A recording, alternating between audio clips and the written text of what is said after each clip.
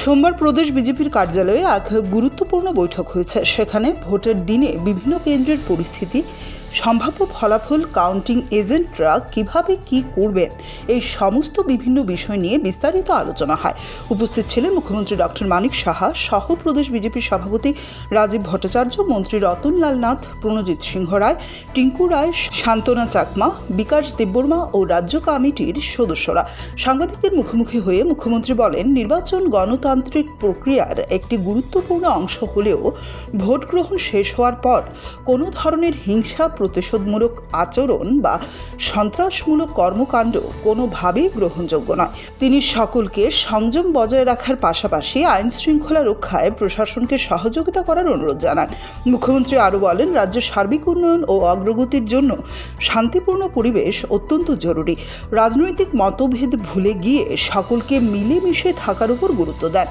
তিনি বলেন, সমস্ত রাজনৈতিক দলের কাছে আহ্বান, ভোটের গণনা যেন শান্তিপূর্ণভাবে সম্পন্ন হয়।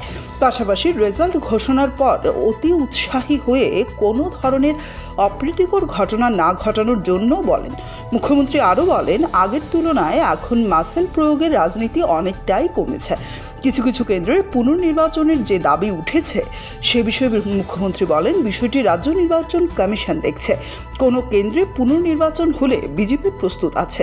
আগামী 17 এপ্রিল এডিসি নির্বাচনের ভোট গণনা সকাল 8টা থেকে গণনা শুরু হবে। এই কয়েকদিন কড়া নিরাপত্তার মধ্যে স্ট্রং রুমে রাখা থাকবে ইভিএমগুলো।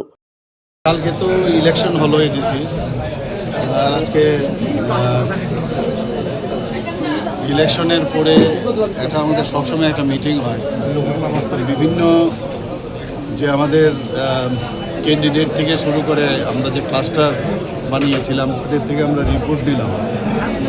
তো এক একটা কেন্দ্রের কী রিপোর্ট, কীরকম ভোট আমরা পেতে পারি, এগুলো আমরা সবসময় আমাদের নিয়ম অনুসারে করে থাকি। এইবারও আমরা করলাম। এখন পর্যন্ত যা রিপোর্ট দিল দেখলাম যে মোটামুটি ফেভারেই আছে আমাদের, চিন্তার কিছু নেই।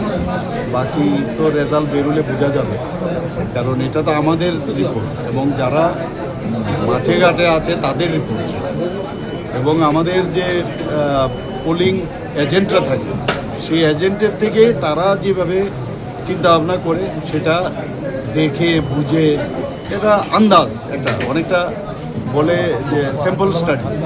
তো এটা স্যাম্পল স্টাডি, বাকি তো রিপোর্ট আসলে বোঝা যাবে, রেজাল্ট যখন বেরোবে একটা গেল এটা। তো সেই অনুযায়ী আমরা দেখলাম যে এটা রিপোর্টটা ফেভারে আছে। আর 2 নম্বর হচ্ছে যে কাউন্টিং যে ডে, সেখানেও আমাদের লোকরা কিভাবে যাবে, কোথায় কিভাবে থাকবে, সেই কাউন্টিং এজেন্টদেরও একটা আমাদের ট্রেনিং দেওয়ার ব্যবস্থা, ওই সব বিষয়ে আলোচনা। স্যার, দেখা গেছে বেশ কয়েকটি বুথে মানে অপ্রত্যাশিত কিছু ঘটনা ঘটেছে, সেদিক থেকে কি রিপোর্ট চাওয়ার সম্ভাবনা রয়েছে? রিপোর্ট তো সমস্ত ক্যান্ডিডেটরা বিভিন্ন জায়গায় চেয়েছে। তো এই বিষয়গুলো তা আমাদের কাছে না, আমরা তো বলতে পারবো না। এখন রিপোর্ট করতে গেলে স্টেট ইলেকশন কমিশন যদি মনে করে রিপোর্ট করবে, তাদের আমাদের ক্যান্ডিডেটরা কিন্তু অনেক জায়গায় বলেছে রিপোর্ট করার। It is up to the election commission, state election. Sir, দেখা গেছে যদি রিপোর্ট করে তাহলে ভালো, আমরা রিপোর্টের জন্য তৈরি থাকবো। স্যার, আপনি বারবার শান্তির বার্তা দিলেন, ধৈর্য ধরার বার্তা দিলেন এবং সহনশীলের বার্তা দিয়েছেন। তারপরও কোনো একটি রাজনৈতিক দলের প্রত্যক্ষ মদতে কিছু অনাকাঙ্ক্ষিত ঘটনা ঘটেছে। রাজ্যের স্বরাষ্ট্রমন্ত্রী এবং মুখ্যমন্ত্রী হিসেবে আপনার কি বক্তব্য থাকবে? দেখুন, এখন সমস্যাটা কি হচ্ছে, এটা তো এখন সরাসরি পুলিশের হাতে নেই। যখনই কোনো ইলেকশন হয় তখন সেটা সাধারণত এটা ইমপ্লাইড আর বিষয়টা দেখে তখন ইলেকশন কমিশন, স্টেট ইলেকশন। যদিও আমাদের মানে পুলিশ আমাদের স্বরাষ্ট্র দপ্তরে, কিন্তু এখানে মানে ইলেকশন যিনি পরিচালনা করেন ওনার মানে উত্তরটা উনিই দিতে পারবেন। আমরা তো খালি যা বিভিন্ন এজেন্সি আছে সেটা দেওয়ার আমরা মালিক, সেইভাবে আমাদের দেওয়া হয়েছে। তবে এই ধরনের বারবার যেটা আমরা বলছি যে একটা নতুনভাবে একটা পরিবর্তনের কথা আমরা বলছি, পশ্চিমবাংলা, ত্রিপুরা এবং কেরালার মধ্যে এই ধরনের অনেক দিন ধরে এই ধরনের রাজনীতি হয়। আমি বারবার বলছি যে এই রাজনীতির থেকে আমাদের বেরোতে হবে, শক্তি প্রদর্শন করে, মাসুল প্রয়োগ করে, নানা রকমভাবে নুইসেন্স ক্রিয়েট করে যে রাজনীতি এতদিন ধরে চলে আসে, অনেকটা, আমি বলবো না, অনেকটা হ্রাস পেয়েছে। এটা আপনারাও, যারা সাংবাদিক বন্ধুরা আছেন, আপনারাও বুঝতে পারছেন। এবং আমার কেন যেন মনে হচ্ছে যে হয়তোবা একটু কয়েক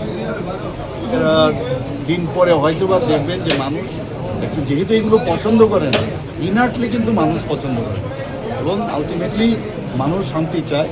শান্তির বাতাবরণটা থাকলে ভালো, তাহলে, কারণ এতে তিতিবিরক্ত, মানুষ তিতিবিরক্ত হয়। মানে তোমার বক্তব্য থাকলে তোমার বক্তব্য বলো, তুমি তো বক্তব্যর বাইরে গিয়ে অনাকাঙ্ক্ষিত যেসব কথা শব্দ ব্যবহার করা বা মানে এইসব মানে আস্ফালন করা, সেটা না করলে।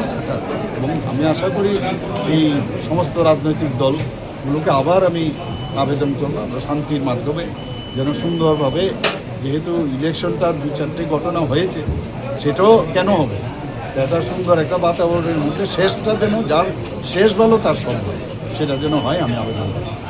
17 তারিখ সবার উদ্দেশ্যে কি বার্তা থাকবে? আমি তো বললাম যে সবার সহযোগিতা প্রয়োজন, এবং সুন্দরভাবে আমরা এই ডিসি ইলেকশন প্রশাসনের তরফ থেকে তো ওনারা সাহায্য করছেন, আমরা পার্টির তরফ থেকেও তারা, সমস্ত পার্টি যারা আছেন তাদের কাছে আমি এটাই বলবো যে আমি যে কথাটা বললাম যে শান্তির পরিবেশে যেন, যে লাস্ট যে কাউন্টটা যেন হয়, এবং রেজাল্টের জন্য আমরা অপেক্ষায় রইলাম, এবং তাতে মানে সবাই যেন এই রেজাল্ট বেরোনোর পর আবার অনেকে কিন্তু অতি উৎসাহী হয়, সেটা যেন না হয়। আমরা দেখেছি এটা ত্রিপুরার বহুদিন ধরে এটা কালচার, যে নির্বাচনোত্তর একটা সন্ত্রাস হয়। Please don't do it.